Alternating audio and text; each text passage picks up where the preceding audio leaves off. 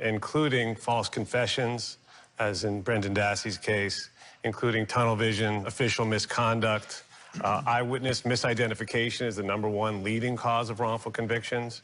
Those are just some of the factors. And you've gotten 30, 40 people out of prison that were convicted and ultimately were exonerated, and that's got to feel good. I mean, all humility aside, that's got to feel good. Oh, there's no better feeling that I know. I mean, you saw in the clip there, I walked Lenny Singleton out of prison, and, you know, it's an unbelievable feeling to know that you can have that type of an impact on somebody's life.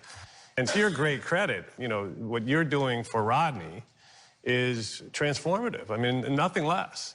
And it's incredible to see the outpouring of support from people in your audience, among so many others, who have, you know, learned about this horrible injustice from you, and now then taken action and signed. How many signatures do we have on the petition now? Millions. On 3 million.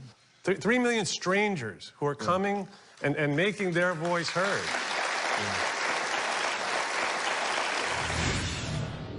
I was interrogated for 53 hours over 5 days. And at one point, you were actually hit in the head. I was hit, I was screamed at. They isolate you, they scare you, and they tell you this is the only way out for you. One of Anything that I said, they either said I was wrong and I was lying. They called me a stupid liar. Mi hanno chiamato stupida bugiarda. That I had to stop lying and stop protecting whoever did it. They explained it that I was suffering from amnesia and that all I had to do was think really hard so that I would remember it. I was hit twice on the back of the head. I was scared out of my life. It's impossible. There's no trace of me in the room, so how would I have done that?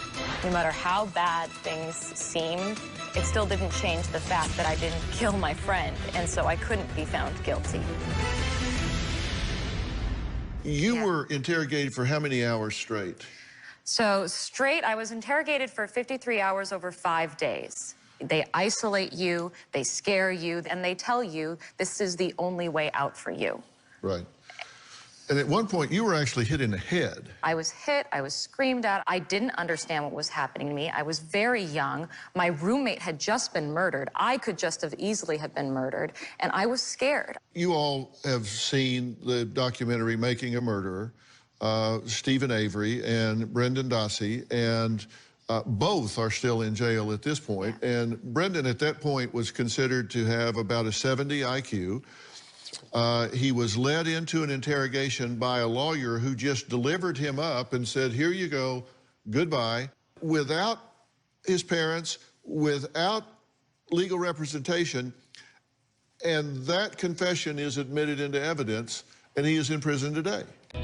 One of the convicted killers at the center of the popular Netflix docuseries Making a Murderer is asking for his life sentence to be reduced. After years of court battles, the attorneys for Brendan Dassey are now pleading directly to Governor Tony Evers, asking for clemency.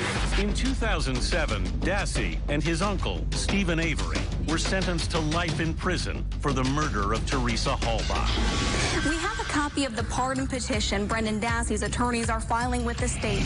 Now, they're asking for one of two things: a pardon, asking the state to basically forgive his life sentence, or to reduce it and let him out of prison early. One of the key elements of the prosecution's case was a confession Dassey gave to detectives. Dassey's current legal team and critics claim Dassey's confession was coerced. He made you do something to her, didn't he?